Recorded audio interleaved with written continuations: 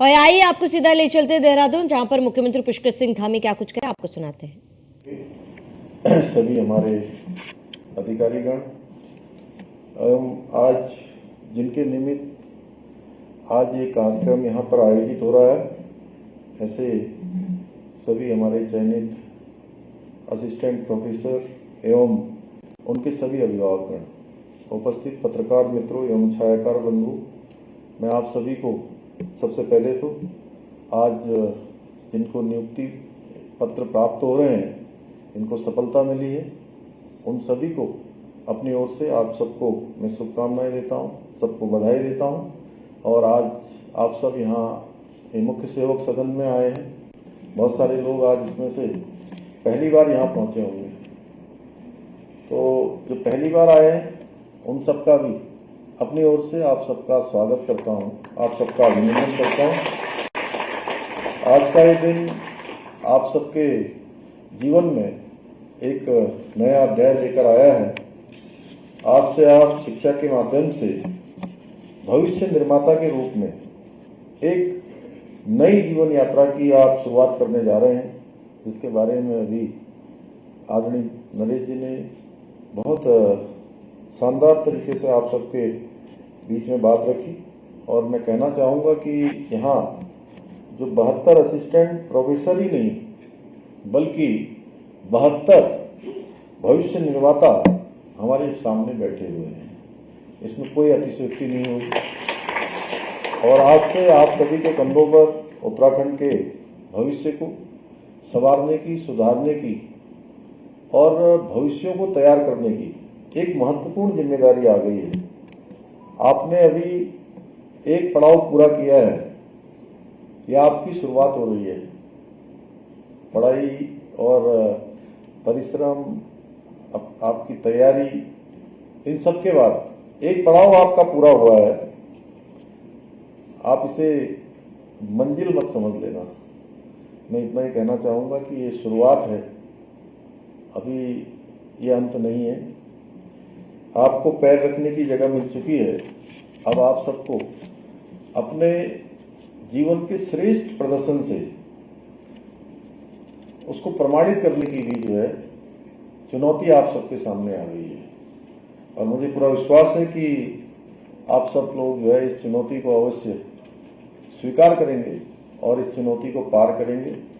इस अवसर पर मैं आप सभी के उज्जवल भविष्य की कामना करता हूं। साथ ही उम्मीद करता हूं कि आप सभी अपनी जिम्मेदारियों का निर्वहन करते हुए उत्तराखंड को पूरे हिंदुस्तान का श्रेष्ठ और विकसित राज्य बनाने के लिए अपना योगदान देंगे। साथियों, हमारी सरकार विकल्प रहित संकल्प के मूल मंत्र के साथ उत्तराखंड को देश का श्रेष्ठ राज्य बनाने के लिए संकल्पित होकर कार्य कर रही है। यह हमारा संकल्प है कि उत्तराखंड हिंदुस्तान का श्रेष्ठ राज्य बने।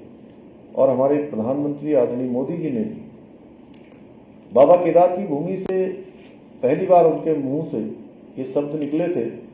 और सच में ये केवल शब्द नहीं थे, ये उनके मुंह से निकले हुए शिव रूपी शब्द थे, जो शिव के धाम में निकले थे कि ये 21वीं सदी का तीसरा दशक उत्तराखंड का दशक होगा। और उनके मुंह से शब्द निकले। और अभी आपने आदरणीय नरेश जी का संबोधन सुना, उसमें उन्होंने कहा कि हम ठीक उसी दिशा में आगे बढ़ रहे हैं। आप देख रहे होंगे बहुत सारे हम नए नए कानून बना रहे हैं, नई नई नीतियां बना रहे हैं, नए नए फैसले ले रहे हैं। वो फैसले आज पूरे देश के अंदर एक मॉडल बनते जा रहे हैं, चाहे वो यूसीसी का हो या नकल का अध्यादेश हो या अभी लाया गया हमारा दंगारोधी कानून हो या सतत विकास के लक्ष्यों को प्राप्त करने के नीति आयोग के मानक हों। उन नीति आयोग के मानकों में हमको प्रथम स्थान मिला है। अन्य जो हमने फैसले लिए हैं, उन फैसलों में भी पूरे देश के अंदर एक मॉडल के रूप में हमारी पहचान बनी है। और जो हमारा विकल्प रहित संकल्प है, इस संकल्प की पूर्ति में उच्च शिक्षा विभाग की भी बहुत महत्वपूर्ण भूमिका है, क्योंकि उच्च शिक्षा एक आधार है जो मानवीय संसाधनों को तराशने का कार्य करता है। और उच्च शिक्षा सिर्फ पाठ्यक्रम पूरा करने तक सीमित नहीं होता है, बल्कि ये हमारी जो आने वाले हमारे भविष्य हैं, हमारे युवा हैं, कर्णधार हैं, उनको भी सही दिशा देने का कार्य करते हैं।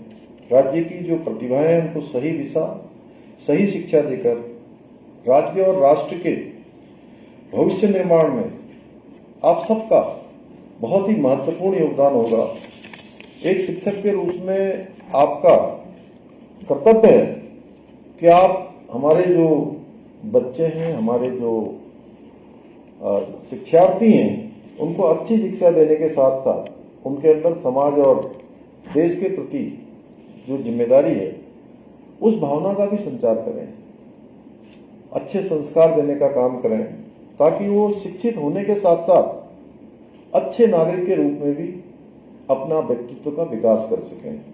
इस अवसर पर मैं आप सबसे यह भी आह्वान करना चाहूँगा कि आप युवाओं को एंटरप्रेन्योरशिप और स्टार्टअप के प्रति भी प्रोत्साहित करें, जिसके बारे में सचिव उच्च शिक्षा शैलेश बगोली जी ने शुरुआत में आप सबके मध्य कुछ बातें आप सबके लिए रखी थी। हमारी सरकार भी उत्तराखंड में उद्यमिता और स्टार्टअप कल्चर को लगातार प्रोत्साहित कर रही है, क्योंकि हमारा मानना है कि जो भी युवा नौजवान विभिन्न क्षेत्रों में काम करेंगे, अब आने वाले समय में वो केवल रोजगार मांगने वाले न बने, उनकी भूमिका रोजगार करने के साथ साथ रोजगार देने वाले की भी बने। इसके लिए हमने देवभूमि उद्यमिता योजना भी लागू की है। इसके अंतर्गत युवाओं को उद्यमिता और स्वरोजगार के गुर सिखाने के साथ ही उन्हें उद्यमशील बनाने में हर तरह से हम उनकी मदद कर रहे हैं कि उनका कौशल बढ़े, उनको हर क्षेत्र में काम करने का अवसर मिले। साथियों, शिक्षा के महत्व को ध्यान में रखते हुए हमारी सरकार ने त्वरित निर्णय लेते हुए नई शिक्षा नीति को भी लागू करने का काम किया है। राज्य के अंदर नई शिक्षा नीति लागू की है। हमारी सरकार उच्च शिक्षा को गुणवत्तापरक और प्रभावी बनाने पर लगातार कार्य कर रही है।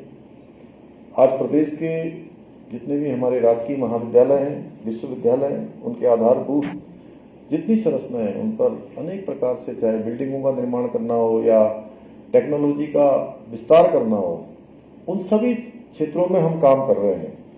20 मॉडल कॉलेजों की स्थापना की जा रही है, एक एवं महिला छात्रावास और आईटी लैब सहित परीक्षा भवनों का निर्माण किया जा रहा है।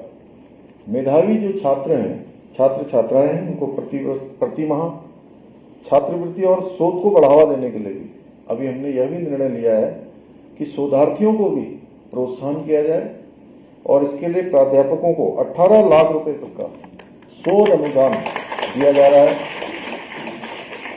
गौरव योजना के तहत राज्य के उच्च शिक्षण संस्थाओं में अध्ययनरत छात्रों को बैंकिंग एवं वित्तीय त्रिस्तरीय प्रशिक्षण तथा 5000 छात्रों के प्लेसमेंट का भी हमने एक बड़ा लक्ष्य रखा है। हमारे राज्य के लिए एक बड़ा लक्ष्य है और इसके साथ ही बीते 14 अगस्त को ब्रिटेन के उच्चायुक्त के साथ ट्यूनिंग उत्तराखंड छात्रवृत्ति के लिए भी हमने समझौता किया है, जिसके तहत 5 छात्रों को मास्टर डिग्री के लिए ब्रिटेन भेजा जाएगा।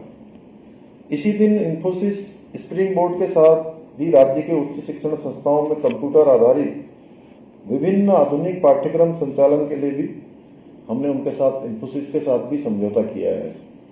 इतना ही नहीं, राज्य के युवाओं को बेहतर अवसर और शिक्षा के लिए प्रोत्साहित करने के उद्देश्य से हम देश को 100 NIRF श्रेष्ठ रैंकिंग वाले संस्थाओं में प्रवेश लेने वाले युवाओं को 50,000 रुपए की प्रोत्साहन राशि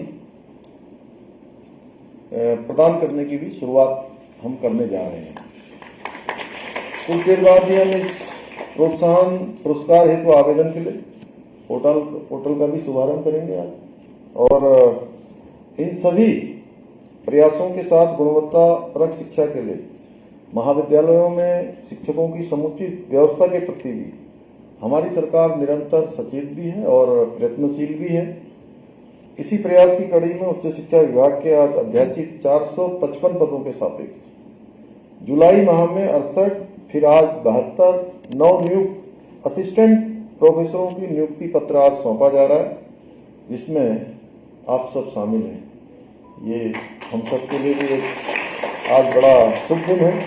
मुझे विश्वास है कि आप सभी ईमानदारी पूर्वक अपनी जिम्मेदारी निभाते हुए उत्तराखंड को देश का श्रेष्ठ राज्य बनाने के लिए और विकसित भारत की जो संकल्पना माननीय प्रधानमंत्री जी ने देश के लिए रखी है, देश के समक्ष प्रस्तुत की है, उसको साकार करने में आप सभी अपना योगदान देंगे।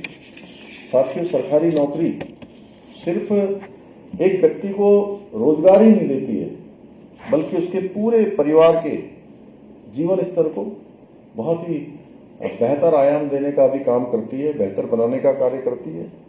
पहले आपने देखा होगा भाई भतीजावाद होता था, भ्रष्टाचार होता था, उसमें नौकरियां दी जाती थी, जिसकी सिफारिश होती थी उसको नौकरी मिलती थी।